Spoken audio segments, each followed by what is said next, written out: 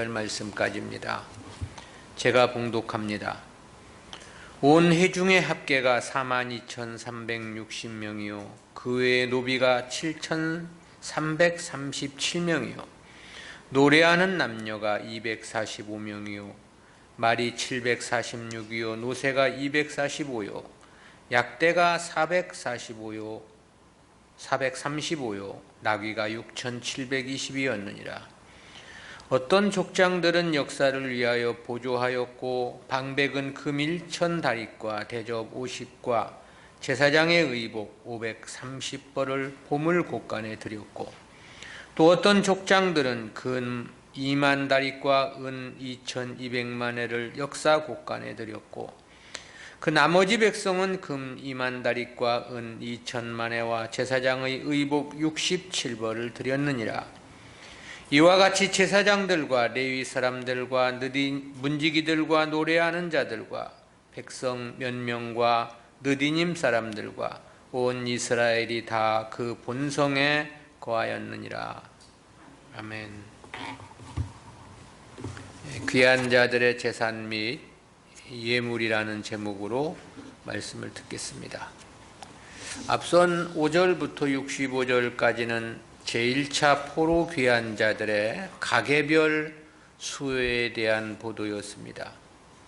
이어진 66절부터 73절은 제1차 귀한 자들의 총수와 그들의 재산 및 예물 봉헌에 대한 보도인데요. 이러한 본문은 구속사적 교훈까지 넷으로 구분을 해서 살펴보겠습니다. 첫 번째는 제1차 포로 귀한 자들 총수 및 재산입니다. 제1차 포로 귀한 자들에 대해서는 66절에서 그렇게 보도했죠. 온 회중의 합계가 42,360명이요 5절부터 바로 앞절인 65절까지 제1차 포로 귀한 자들의 총수가 42,360명이라는 보도죠. 그리고 이것이 족보를 통해 확인된 숫자였다고 함에 큰 의미가 있습니다.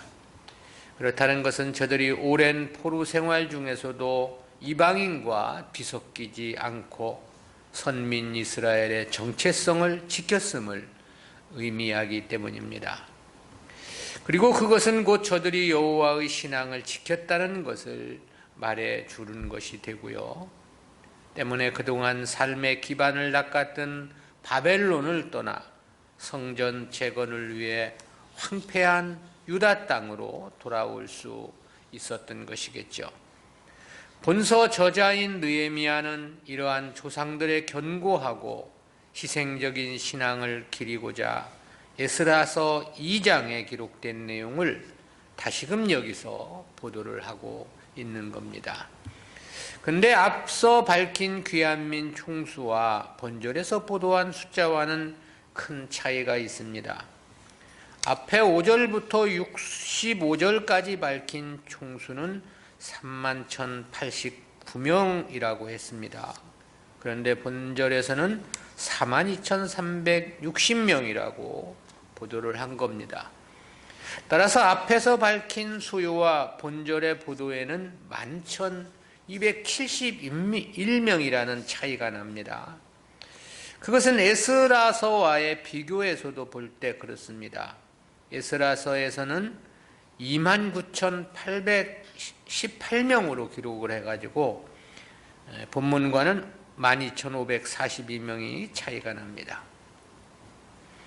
이런 차이를 어떻게 이해해야 하는가에 대해서 학자들은 세 가지 견해를 이야기를 하고 있는데요.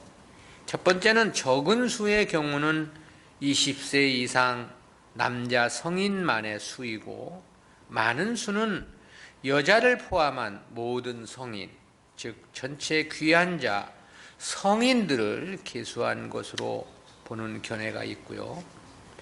두 번째로는 적은 수는 20세 이상 남성의 수로만 보는 거고요. 그리고 많은 수는 남녀노소를 불문한 전체 귀한 자의 수로 이해하는 견해가 있습니다. 그리고 세 번째는 적은 수의 경우는 베냐민 지파와 유다 지파만을 계수한 것이라는 견해입니다. 그리고 많은 수는 모든 지파를 계수한 수로 이해를 하는 건데요. 근데 64절 서두에서 온 회중이라는 말을 했습니다. 여기서 이 회중으로 번역된 히브리어 칼은 모으다라는 의미의 동사 칼에서 유래한 명사인데요. 그렇다면 이 수는 남녀노소를 막론한 전체 백성을 나타내는 것이라고 말할 수 있습니다.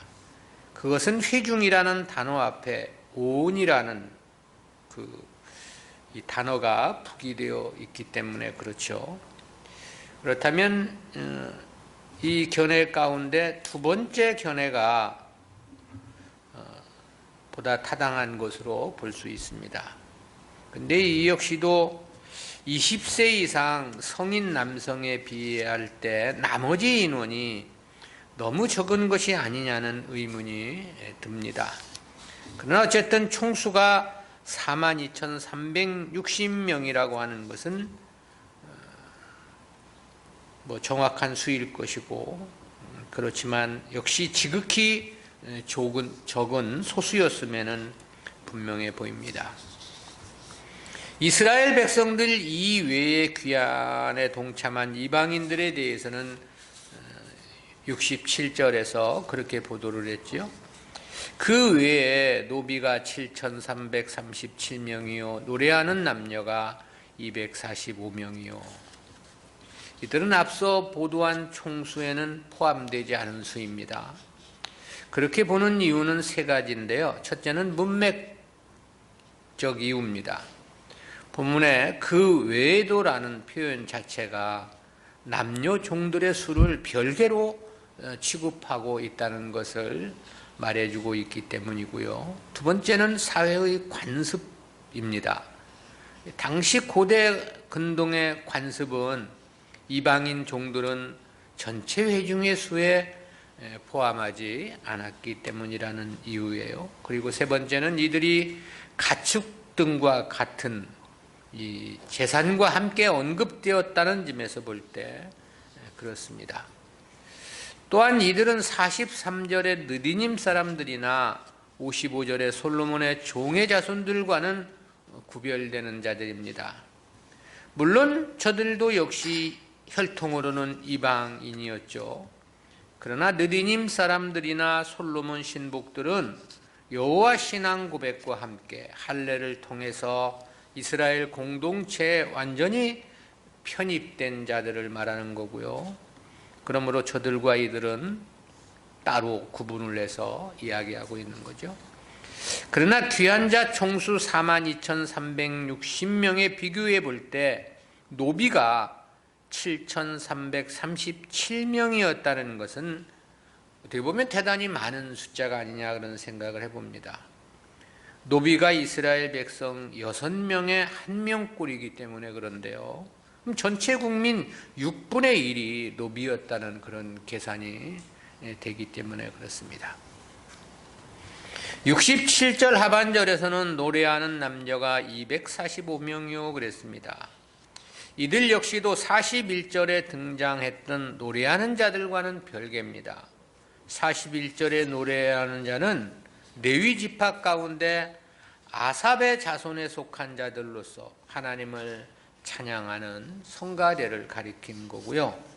근데 본문에서 노래하는 자들은 이방인들로서 세속적 노래를 부르는 자들을 가리킵니다. 이들은 고대 근동의 보편적인 풍습에 따라서 혼례나 상례나 혹은 기타 행사시 고용이 되어서 노래를 부르는 자들로 그렇게 해석들을 합니다. 병행 구절이었던 에스라 2장 65절에서는 노래하는 남녀가 200명이라고 했습니다. 본문과는 45명의 차이가 있는 것입니다. 이러한 차이의 정확한 규명은 사실 불가능합니다. 245명에 대한 히브리어는 마타임, 웨아르바임, 와하미쏴라는 단어인데요. 때문에 에스라가 참조한 원천 자료의 필사자가 이를 옮겨 쓰면서 200명에 해당하는 마하타임까지만 옮겨 쓰고 그 뒷부분을 누락시켰기 때문이 아니냐, 그런 추정을 하기도 합니다. 어쨌든 이것은 추정인 거죠. 노비와 노래하는 자들의 수요에 이어 느헤미야는 귀환시 이스라엘의 재산을 싣고 온 짐승들에 대해서 보도를 했습니다. 68절, 69절이죠.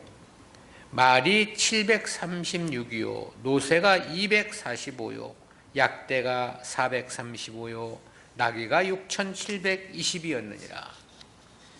이에 대한 보도는 병행구절인 에스라 2장 22절과 67절에 기록되어 있는데 동일합니다. 이 가운데 말은 그 당시 뛰어난 기동력을 가진 값비싼 운반 수단이었습니다. 노새는 말보다 값이 싸지만 지구력이 있는 동물로 알려지고 있고요. 노새는 암말과 순나귀 사이에서 태어난 이 잡종으로서 번식력은 없죠. 그러나 말과 나귀의 장점을 이어받아 가지고 힘이 강했고 따라서 험악한 지형에 유리했다고 알려지고 있습니다. 약대는 팔레스틴에서는 잘 이용되지 않는 운반 수단으로 알려져 있습니다. 그러나 이스라엘 자손들이 포로 생활을 하던 바벨론에서는 장거리 여행을 할 때 즐겨 사용된 것으로 보고됩니다. 당시 바벨론에서 예루살렘까지는 대략 1600km 정도 되는 먼 길이었죠. 그 먼 길을 여행을 하려 하니 약대의 운송 수단도 당연히 필요했을 것이라는 생각을 해봅니다.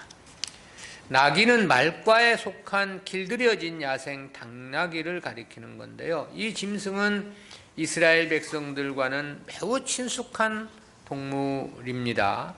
그것은 성경에서 약대가 대략 60번 언급되고 있는데 반해서 나귀는 109번, 149번 언급되었다는 것에서도 알 수 있습니다. 그래서 1차 포로 귀환 시에도 다른 가축에 비해 나귀가 압도적으로 많았던 것으로 보입니다. 말은 736마리라고 했고 노새는 245마리고 약대는 435마리였는데 나귀는 6720마리나 되었습니다. 한편 이 역시 4만 명 정도 되는 귀환자들의 총수에서 보면 힘이 많은 가축의 수라고 말할 수 있습니다. 그렇다는 것은 그들의 바벨론에서의 삶이 어느 정도는 여유가 있었음을 말해주는 거 아니냐, 그런 생각도 해볼 수 있고, 또 그곳을 떠날 때 고레스를 비롯해서 원주민들로부터 상당한 재산을 지원받았던 것도 그 원인 중 하나일 것이겠죠. 물론 이는 표면에 나타난 이유이고요. 보다 근원적으로는 저들을 향하신 하나님의 도우심의 결과가 분명해 보이죠. 모든 역사의 주장자, 도우심의 근원은 하나님이시기 때문에 그렇습니다. 두 번째, 성전 재건을 위한 백성들의 봉헌 예물입니다. 성전 재건을 위해서 귀한 자들이 드린 예물에 대해서는 70절부터 72절에서 그렇게 보도를 했죠. 어떤 족장들은 역사를 위하여 보조하였고 방백은 금 1000다릿과 대접 50과 제사장의 의복 530벌을 보물 곡간에 드렸고, 또 어떤 족장들은 금 2만 다릿과 은 2200만회를 역사 곡간에 드렸고, 그 나머지 백성은 금 2만 다릿과 은 2000만회와 제사장의 의복 67벌을 드렸느니라. 이 부분은 병행구절인 에스라 2장 68절, 69절보다 조금은 상세하게 기록을 했습니다. 에스라서에서는 족장들과 수룹바벨의 예물을 구분짓지 않고 모두 합산해서 기록을 했었는데요. 또 백성들이 드린 예물도 언급하지 않았었습니다. 그런데 본문에서는 봉헌자들을 네 그룹으로 구분해서 보다 상세히 기록을 한 겁니다. 그중에 첫 번째, 어떤 족장들은 역사를 위하여 보조하였고 그랬잖아요. 여기서 이 어떤 족장들이 과연 누구를 가리키는 것인지 명확치가 않습니다. 귀한 대열에 참여하지 않은 바벨론에 남아있던 족장들을 가리킨 것이 아니냐는 생각을 해보았습니다. 귀환에 동참한 족장들에 대해서는 뒤에 71절에서 밝혀주고 있기 때문에 그렇습니다. 또 이들이 봉헌한 예물의 수요도 언급하지 않았어요. 그러나 대강 금 2만 다릭 정도가 아니겠냐, 그런 생각을 해볼 수 있습니다. 그것은 병행구절인 에스라 2장 69절과 비교해 볼 때 그렇습니다. 에스라서에서는 금의 총수가 6만 1천 다릭이라고 했거든요. 근데 본문에서 수룹바벨과 족장들 그리고 나머지 백성이 드린 금의 총수를 4만 1천 다릭이라고 했거든요. 따라서 본문의 기록이 2만 다릭이 적은 겁니다. 그러므로 그 적은 이유가 본문에서 소개된 족장들이 드린 분량을 적시하지 않았기 때문이 아니냐, 그런 추정이 가능하기 때문에 그런 것이죠. 두 번째로 방백은 금 1,000다릭과 대접 50과 제사장의 의복 530벌을 보물 곳간에 드렸고 그랬습니다. 여기서 이 방백은 스룹바벨을 가리킨 호칭입니다. 저는 1차 귀환자들의 대표이고 유다 총독으로 고레스로부터 임명된 다윗과의 왕손이죠. 근데 저는 개인적으로 금 1,000다릭과 대접 50과 제사장의 의복 530번을 드렸다 그랬습니다. 금화 1다릭은 킬로그램으로 환산하면 8.4kg이 됩니다. 그렇다면 1,000다릭이라 했으니 8.4kg이 되는 셈이에요. 그래서 이것을 오늘날 금값으로 계산을 해보니까 대략 6억 원 정도가 조금 넘는 것으로 계산이 됩니다. 총독 한 사람이 이 정도 봉헌을 했다면 꽤 많은 양을 봉헌한 것이라고 말할 수 있겠습니다. 그리고 저는 제사장의 의복 530벌을 드렸다고 했지 않습니까? 이 역시 힘이 많은 양이라고 말할 수 있습니다. 병행구절인 에스라 2장 69절에서는 제사장의 옷이 100벌이라고 그랬어요. 아마 그 분량은 백성들이 드린 것으로 보입니다. 그러니까 에스라서에서는 스룹바벨이 드린 제사장의 옷은 기록하지 않았던 거죠. 아무튼 스룹바벨이 이러한 봉헌은 저가 성전 제사를 얼마나 중요시 했는가를 생각하게 합니다.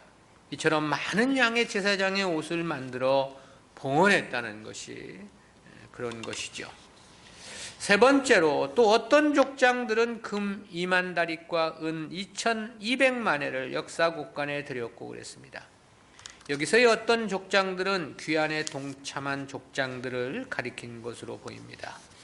이들이 드린 금의 중수는 대략 170kg 정도가 됩니다. 금의 중량만 치면 스룹바벨이 드린 것의 20배가 되는 겁니다.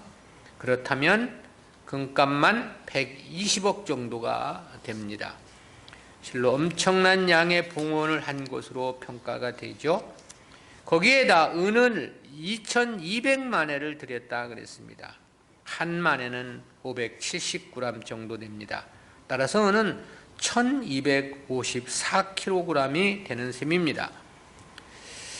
그리고 지역별로는 14개 지역으로 구분을 했어요. 그렇게 계산해 보면 이는 총 21개 가문의 족장들이 드린 봉헌 예물이라고 말할 수 있습니다.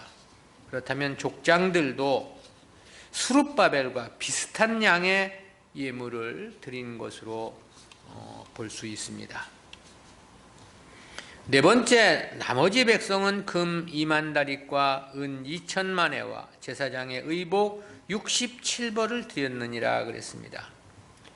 백성들이 드린 금과 은의 양은 족장들이 드린 것과 그 총수가 비슷합니다. 은이 200만 회가 부족합니다.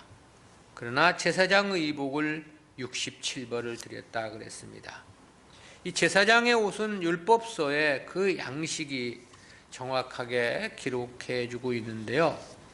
따라서 이스라엘 자손들이 예루살렘으로 귀환한 이후 이를 만들어서 헌물을 했던 것으로 보여집니다. 그런데 병행구절인 에스라 2장 69절에서는 족장들이 바친 옷을 백벌이라고 소개를 했습니다. 이러한 차이에 대한 주석가들의 견해는 필사자의 오류로 이렇게 보기도 하고요. 또 에스라가 그냥 완전수인 백을 사용해서 충분함을 나타냈기 때문에 나타나는 차이로 해석하는 학자들도 있습니다. 아무튼 드려진 예물에서 보면 두 가지 의미를 우리가 생각해 볼 수 있겠는데요. 하나는 아낌없는 드림이었다라는 것입니다. 그것은 드려진 예물이 바사의 금화를 중심으로 드려졌다는 사실에서 볼 때 그렇습니다.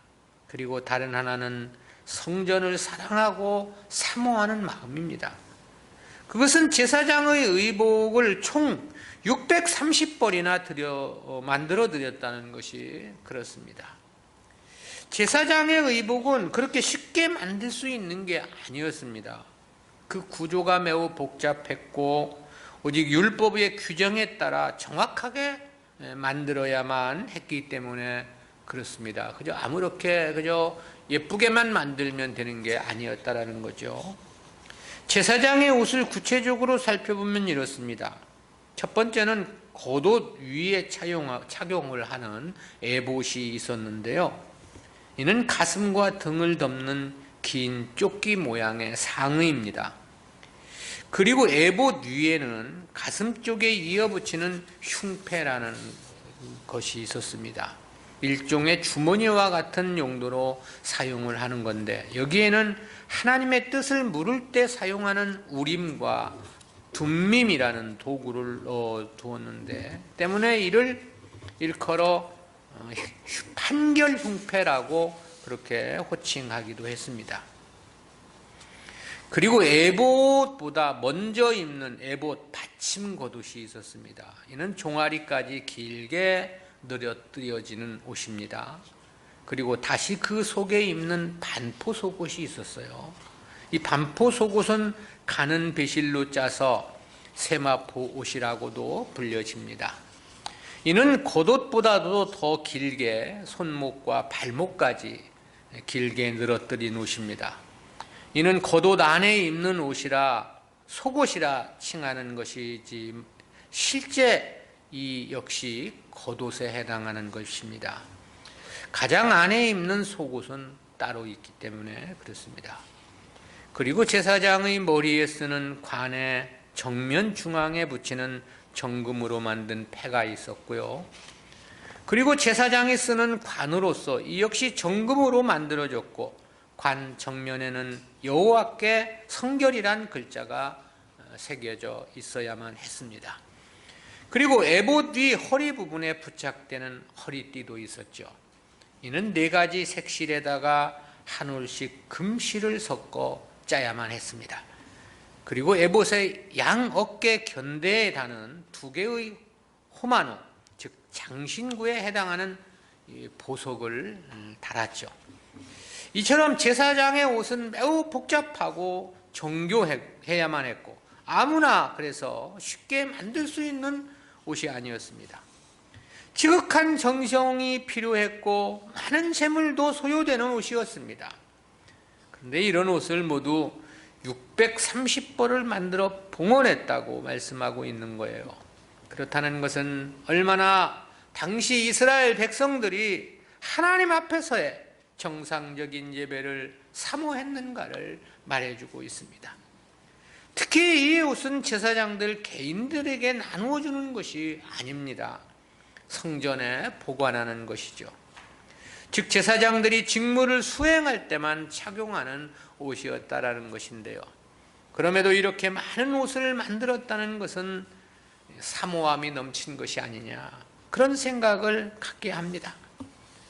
출애굽했을 때는 성막을 짓고자 했을 때 백성들이 드린 각 종류의 물이 넘쳐서 그만 가져올 것을 명하기도 했죠.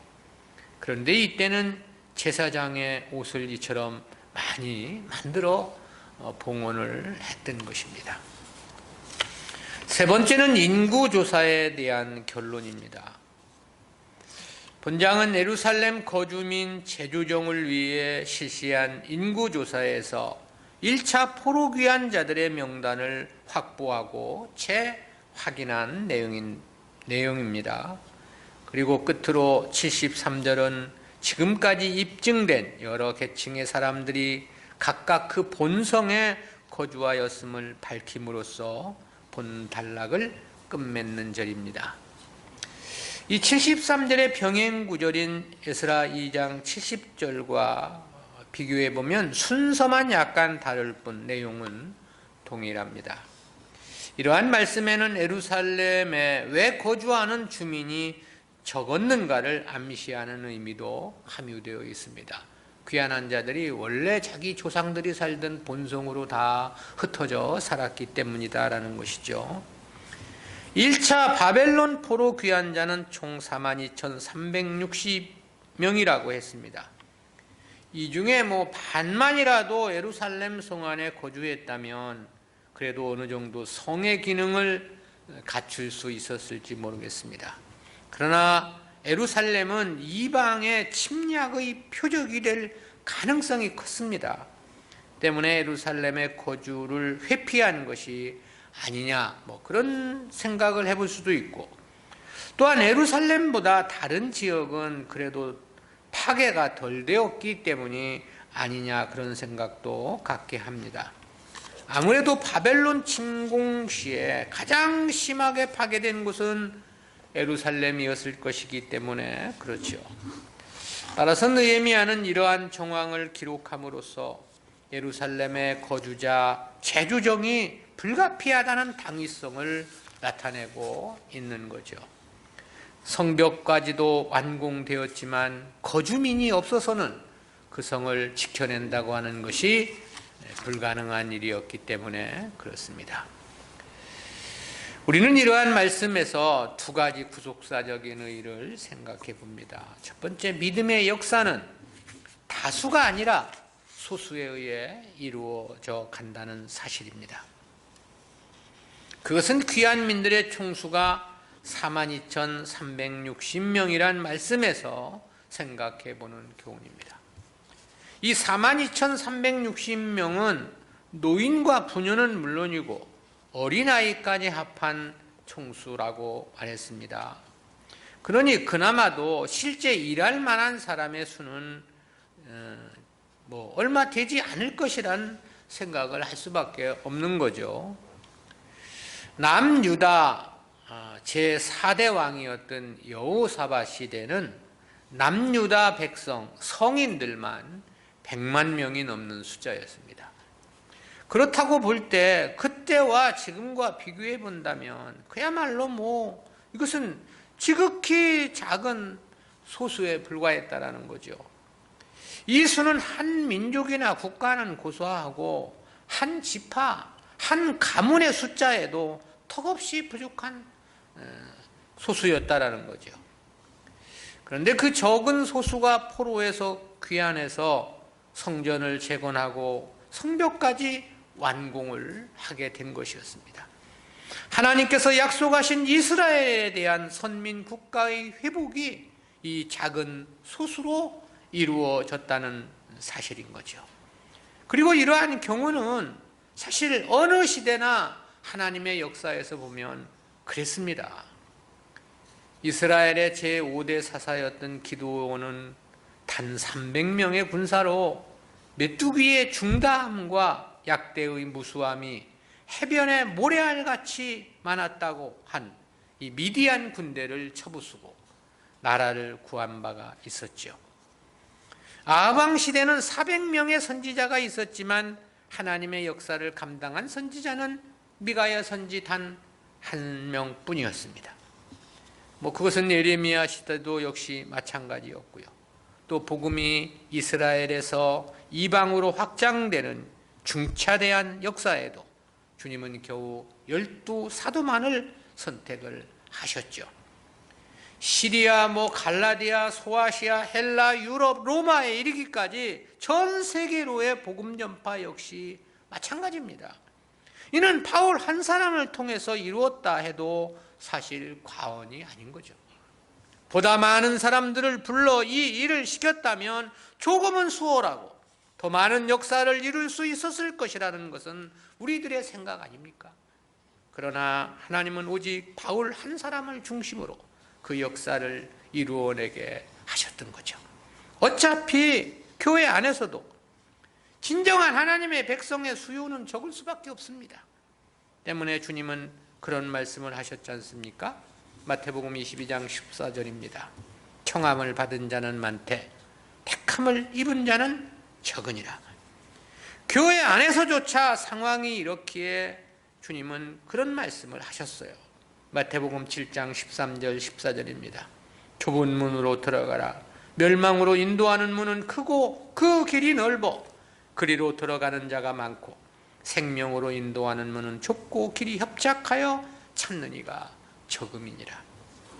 교회 안에서조차 멸망으로 가는 사람들이 많다는 것입니다. 이는 성도란 이름을 가진 자들 가운데서도 다수는 하나님 백성이 아니라는 뜻이죠. 즉 지극히 적은 소수만이 하나님 백성들이고 그들만이 생명의 길을 가는 사람들이라는 것입니다. 그런데 이 적은 소수 가운데서도 진짜 믿음의 역사에 등용되고 함께하는 사람은 더 적을 수밖에 없습니다. 하나님 백성이라 해서 모두가 의에 동참하는 것은 아니기 때문에 그렇습니다. 때문에 교회가 다수를 꿈꾼다는 것 자체가 성경의 교훈과는 맞지 않습니다. 교회 안에서조차 택함을 입은 자가 적다고 말씀을 하고 있기 때문입니다. 그런데 어떻게 진정한 교회가 다수를 이룰 수 있겠느냐라는 것이죠. 큰 것을 성공한 것이라고 생각하는 가치관부터 우리가 바꾸어 가지지 않으면 안 됩니다. 그것은 세속적 가치관에 의한 평가일 뿐인 것입니다. 때문에 우리는 작다고 불안해할 것은 없습니다. 소수라 해서 기죽을 일도 아닌 것입니다. 어차피 믿는 자는 적을 수밖에 없고 때문에 믿음의 역사는 어차피 소수를 통해 이루어질 수밖에 없는 까닭에 그런 것이죠. 두 번째는 믿음의 역사는 소수일 때 보다 그 영광의 가치가 크다는 교훈입니다. 그것은 하나님의 나라 상급과 보상의 원리에서 볼 때 그렇습니다. 주님은 이런 원리와 관련해서 그런 말씀을 하신 바 있지 않습니까? 마가복음 12장 41절부터 44절 말씀인데요. 예수께서 연복궤를 대하여 앉으사 우리의 연복궤에 돈 넣는 것을 보실세 여러 부자는 많이 넣는데 한 가난한 과부는 와서 두 렙돈 곧 한 코드란트를 넣는지라. 예수께서 제자들을 불러다가 이르시되 내가 진실로 너희에게 이르노니 이 가난한 과부는 연복궤에 넣는 모든 사람보다 많이 넣었도다. 저희는 다 그 풍족한 중에서 넣었거니와 이 과부는 그 구차한 중에서 자기 모든 소유 곧 생활비 전부를 넣었느니라 하셨더라. 여기서 보면 부자들은 연보를 많이 했다고 그랬어요. 근데 과부는 가난하다고 말씀을 하시면서 두 렙돈을 연보했다 그랬습니다. 그러면서 주님은 그 가난한 과부의 연보를 가장 많다고 칭찬을 하신 겁니다. 그 이유에 대해서는 그 여인에게 두 렙돈은 생활비 전부였기 때문이라고 말씀을 하신 것입니다. 그러니까 주님의 계산 방법은 전체 재산의 비율로 계산을 하시는 것임을 우리가 알 수 있는 거죠. 그렇지 않다면 과부가 많다는 것은 도저히 말이 안 되기 때문에 그렇습니다. 여기서의 이 렙도는 그리스의 화폐 중에 최소 단위입니다. 한 렙도는 노동자의 일일 품삯인 한 데나리온의 128분의 1에 해당합니다. 근데 두 렙돈이라고 그랬어요. 그러니까 그것은 하루 노동자의 품삯의 64분의 1이 되는 겁니다. 그야말로 뭐 지극히 작은 돈이죠. 그럼에도 그가 가장 많은 헌금을 했다고 칭찬을 하신 것입니다. 가진 바 전체 재산의 비율적으로 보면 그것이 맞는 거죠. 왜냐하면 그것이 저의 전 생활비였고, 그렇다면 두 렙돈은 저의 동산의 전체를 드렸다는 것이 되기 때문에 그렇습니다. 그것은 뭐 사르밧 과부의 한 움큼의 밀가루도 마찬가지입니다. 그 한 움큼의 밀가루가 돈으로 환산한다면 몇 푼이나 되겠느냐라는 거죠. 그야말로 아무것도 아닌 거 아닙니까? 그런데 왜 그것을 성경에 기록해서 우리에게 모범을 삼고 계시느냐라는 것입니다. 그리고 그렇게 작은 것을 드렸을 뿐인데 왜 그에게 먹어도 또 퍼먹어도 떨어지지 않는 이 밀가루통이라는 놀랍고도 특별한 은혜를 허락해 주셨느냐라는 거죠. 그것은 비록 한 움큼의 밀가루였지만 그가 가진 양식의 전부였기 때문이 아니겠느냐라는 거죠. 때문에 그 가치를 그만큼 소중하게 보셨다라는 것이죠. 만약 백만장자가 뭐 밀가루 한 움큼이 아니고 한 포대를 엘리야 앞에 내어놓았다면 어찌 하겠습니까? 그것을 칭찬하겠습니까? 한 포대 했다고. 아유, 너는 많이 했구나. 그건 칭찬이 아니라 욕먹을 일이고 책망받을 일이 아니겠냐, 그런 생각을 할 수밖에 없겠죠. 주님의 계산 방법, 하나님의 나라 상급과 보상의 원리가 그런 것이다. 따라서 작고 적은 소수는 사실 불평할 일이 아닌 것입니다. 소수라 해서 주눅 들거나 가진 게 없다 해서 기죽을 이유도 아닌 거죠. 오히려 더 큰 감사로 주님의 역사에 드려 헌신해야 하는 겁니다. 없는 가운데서 주님 일을 감당했다면 그만큼 더 큰 가치의 희생이 되고 그러기에 더 큰 영광의 상급은 참여할 것이기 때문에 그렇습니다. 두 사람이 할 수 있는 일을 혼자서 했다면 그만큼 힘은 더 들겠죠. 10사람이 해야 할 일을 혼자 감당했다면 그만큼 그 일은 더욱 고되고 어려웠을 것입니다. 그러나 그렇다면 더욱더 감사해야 한다라는 거죠. 그것은 그 소수에게 더 큰 영광의 기업을 주시려는 하나님의 자기 백성을 사랑하시는 특별하신 일하심, 특별하신 섭리하심이기 때문에 그렇습니다. 어차피 생명의 길은 좁고 협착해서 많은 사람들이 가지 않을 것이라고 말씀을 했습니다. 때문에 주님은 사랑하는 성도들에게 사람들이 가지 않는 그 좁은 길을 선택하라고 말씀을 해 주셨습니다. 거기에다 우리가 살아가고 있는 시점은 하나님의 구속사의 마지막 시점입니다. 적을 수밖에 없고 적어야만 하는 겁니다. 뭐 하루에 3,000명, 5,000명 믿는 자를 더해 주셨던 시대에도 진정한 믿음의 역사는 소수를 통해서 이루어졌던 것입니다. 그러니 오늘 우리 시대는 더욱더 그럴 수밖에 없는 시대다라는 것. 적으면 적을수록 더 큰 감사로 주님의 역사에 충성을 다해야 하는 것이죠. 적은 것은 낭패가 아닌 것입니다. 소수는 망한 것이 아니다. 도리어 더 큰 은혜를 받는 너무너무 보배 같은 소중한 기회인 것입니다. 주님의 계산 방법은 가진 바 소유의 전체의 비율로 계산되는 것이기 때문에 그런 것이죠. 가진 게 없습니까? 더 감사함으로 주님께 충성을 다해야 되겠죠. 기도합니다. 사랑의 하나님, 은혜를 감사합니다. 오늘도 귀한 자들을 소개하는 말씀 속에서 귀하고 복된 말씀 깨닫게 해주심 진실로 진실로 감사합니다.